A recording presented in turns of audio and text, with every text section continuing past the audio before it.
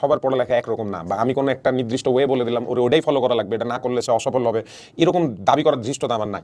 মানুষের অসীম সংখ্যক সম্ভাবনা আছে বলে আমি বিশ্বাস করি, যে যার জন্য যেটা ভালো হয় সেটাই বলবো আমি পড়তে। বাট আমি যদি বলি কিভাবে পড়বে, বেস্ট ওয়ে হচ্ছে সে যদি অলরেডি কলেজে বা কারো কাছে পড়ে থাকে তাহলে অ্যাটলিস্ট সে টপিকগুলো জানে, নাকি সে কিছু ভেতরে ভালো মতো বুঝুক আর না বুঝুক, টপিক তো সে জানে যে ইয়েস কোয়ান্টাম সংখ্যা স্যার অনেক অনেক কোয়ান্টাম সংখ্যার কোয়েশ্চেন করাইছে, বা বর্ণালীতে এই অঙ্কগুলো অনেক করাইছে, সে এটা জানে।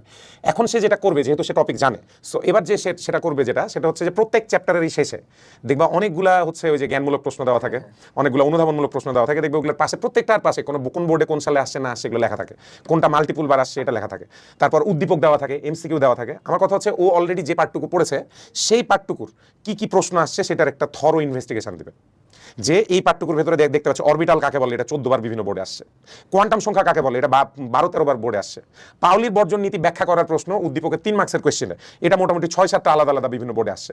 What does that mean? এটা মিন করে যে এই জিনিসগুলো তার মানে বেশি ইম্পর্টেন্ট। সো নিজের রূপরেখা এই কাজটাই হচ্ছে বিভিন্ন কোচিং সেন্টার ওদের জন্য করে দেয়, আসলে ওই পাশে স্টার দিয়ে দেয় না, যে যেটা 3 স্টার টপিক 2 স্টার। আমি বলি না, এটা নিজের করাটা সবচেয়ে বেস্ট। লাইক আমি নিজে কোয়েশ্চেনগুলো বিশ্লেষণ করে আমি নিজেই পাশে স্টারগুলো দিব, যে আচ্ছা এটা 7 বার আসছে 7 স্টার দিয়ে রাখলাম।